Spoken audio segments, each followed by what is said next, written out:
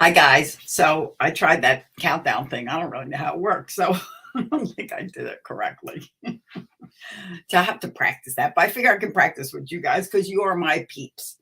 So you understand my insanity and my willingness to just do dumb stuff. So today we are talking about sleep and the need for it, how much you should be getting, how much your kids should be getting, and understanding what you can do to make your sleep better. Why? Sleep leads to your attitude being a good one. Lack of sleep leads to irritability. Irritability leads to anger and tantrums. So we want good sleep. And if we're not getting good sleep, this is going to give you some help. And if you're really having difficulty, please reach out to me because that's what I'm there for. Here for. I'm there. I'm here. I'm here and there. Okay. So let's talk about sleep. How much sleep do we need, first of all? From babies to grown-ups, when they're newly infants, they need 14 to about 17 hours. I'm going to tell you guys, I have a chart for this. If you want the chart, message me or Czar and ask for the sleep chart. Better yet, maybe I'll just post it in the Tranquility Tribe Facebook group. And I'll also post it in our messenger part so you guys have it, okay?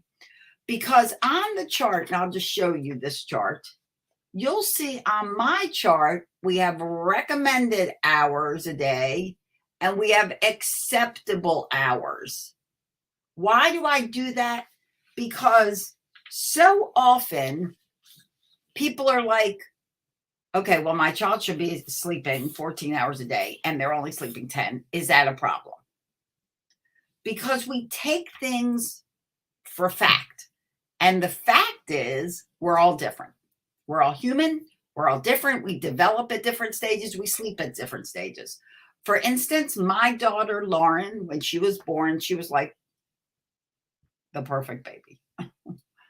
She slept at night from 7 to 7. Then she would go back to bed at 10 o'clock in the morning. She would wake up at noon. She would go back to bed at 2. She would wake up at 4. She'd go back to bed at 7. That was her day every day. My son, although always slept well, oh, and might I add, that was her day from 4 weeks on. Crazy, right? My son, although slept 7 to 7 from 6 weeks on, he would only take like half hour to hour naps. He was not a big napper. He would take a nap, but it would be very fast. So there you have a variety of Lauren being a 16-hour sleeper and Kyle being maybe a 13, 14-hour sleeper some days. So did that make a problem for Kyle? No, it just meant that that's how he slept. You know, and honestly, I was pretty grateful he slept all night long. So it was okay for the daytime. So this recommended hours and what is acceptable may be a big difference. So let me give you toddlers, usually around 10 to 13 hours, acceptable 8 to 14 hours. So kids might sleep longer. That's okay. Doesn't mean anything's wrong with them. Just means they like to sleep and their body needs it. Teenagers, 8 to 10 hours, acceptable 7 to 11 hours. Adults, 7 to 9 hours a day, acceptable 6 to 11 hours a day. Okay, because we all run differently on sleep. So, what can you do if you feel like you're not getting good sleep? And I will let you guys know that I'm a sleep coach, so I help. That's one of the specialties I have. Now, what if you're not getting good sleep or your child's not getting good sleep? So let's talk about what your room should look like, okay? Number one, I highly recommend you get a tabletop fan, even if you have a ceiling fan. But if you don't have a ceiling fan, get a tabletop fan, because a tabletop fan solves two of the requirements for your room. One is white noise, because tabletop fans hum, and two is cool air. Now, if you have a ceiling fan, you may want to get like a white noise machine, so there's not, you're not being repetitive in the fan department. Or you may want to find a recording of white noise somehow that you can play. Okay, it's really important and extremely soothing and helpful to keeping a long, peaceful sleep. Your room should be dark, your bed should be comfy. And for adults, you do two things in your room. You sleep and you have sex. That's it, nothing more. Your room, the reason that is because your brain has a sleep mode. That sleep mode is signaled when you go into your bed. If there's a lot of activity going on in your bed, like you're playing video games or you're watching TV all the time or doing things, it doesn't as easily slip into sleep mode. Okay? So these things help to help you switch your brain and have it rest easier. A sleep routine is key for you and your children.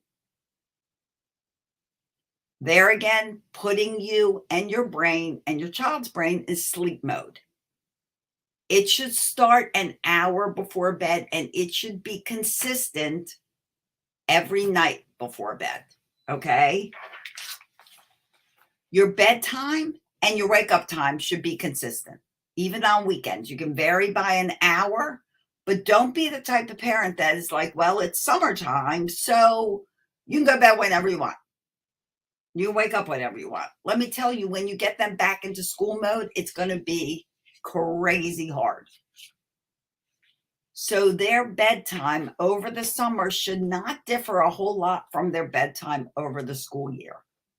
Your bedtime on weekends, if you're really working on getting better sleep, should stay consistent, because the more consistent you are with bedtime and wake times, the better you will sleep. Drop the caffeine 6 hours before bed. Drop the caffeine 6 hours before bed. I know a lot of people say caffeine doesn't affect me, and if it honestly doesn't affect you, okay. But if you're finding you're not sleeping so well, drop the caffeine, okay? And your children shouldn't be having caffeine anyway. All right. If you find it difficult to sleep at night, or your children find it difficult to sleep at night, watch their naps. I had one of our people, our parents in our tribe, say to me, they're not sleeping well, and I can't get them to bed till later at night, but they take their last nap at 5. So it's okay if your lifestyle says my children go to bed at 9 or 10 instead of 7 or 8. It's okay. Her concern was, the books say your child should go to bed at 7. Well, the books are not living your life. Do not let social pressures demand your life. You have to do what works for you. And in their case, what worked for them was their baby going to bed at 9 o'clock. Great. But if she wanted the child to go to bed at 7, then having a nap at 5 is not going to put that baby to bed at 7.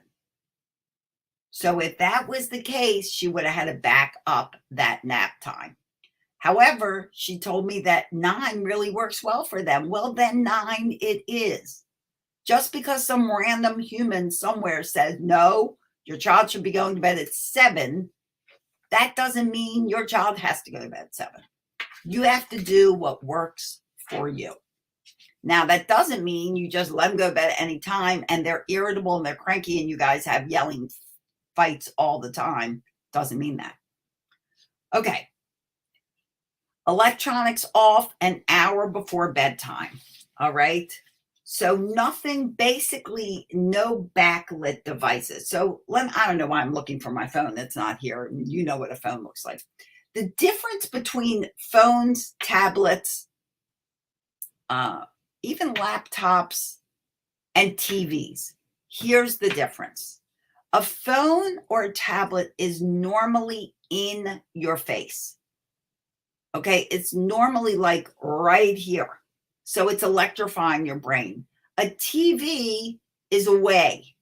So that's why for a lot of people, and I actually recommend a TV in the middle of the night, and I'll tell you why. A TV is away from you. So it's not like just forcing all this light energy into your brain. Okay, so it's a little different.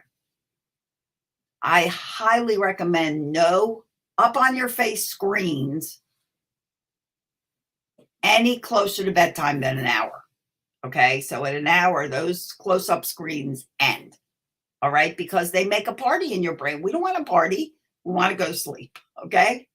Now, the reason I said I recommend a TV in the middle of the night, this is why. If you wake up in the middle of the night and your mind is racing, happens to me, and you can't relax and go back to sleep,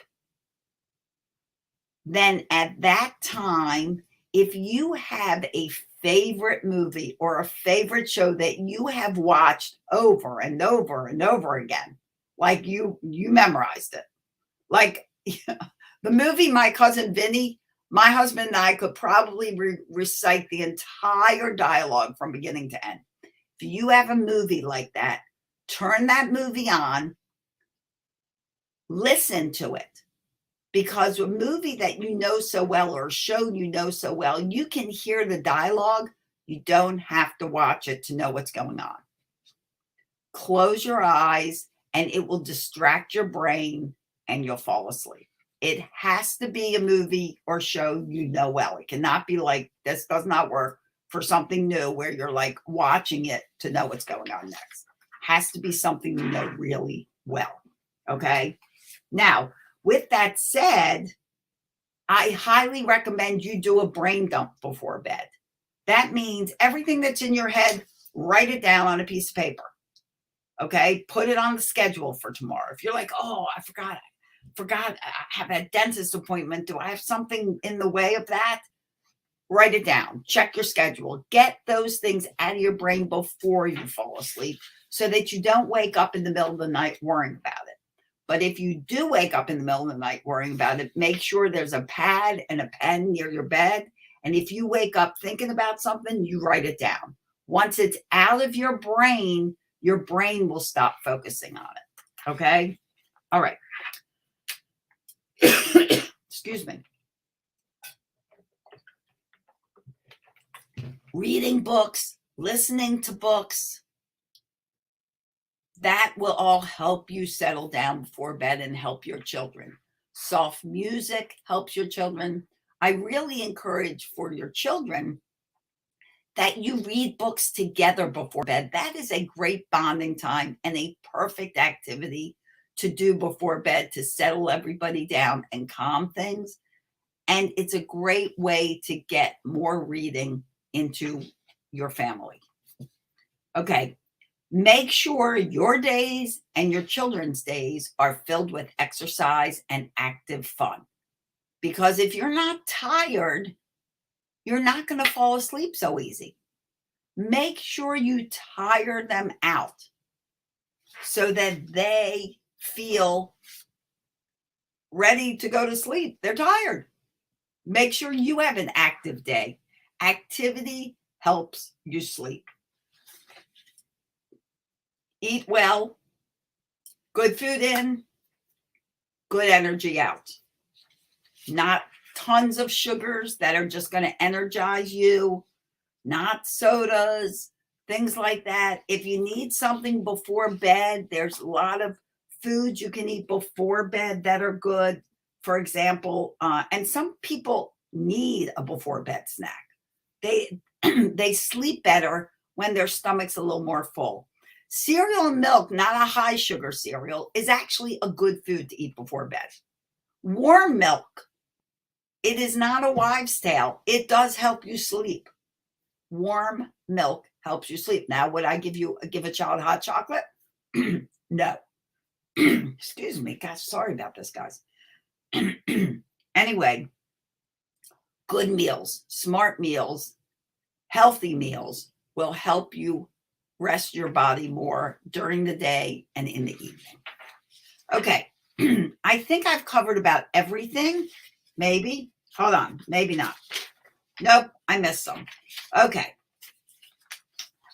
Let's warm baths. They help children. That's why, baths go before bed and it helps them sleep. Make sure you're all prepared for the next morning before you go to bed. Once again, not just with tasks and things like that, but even clothes, school supplies, lunches, things like that. So it's not like, oh, I have to, get all these things done. And teas are good.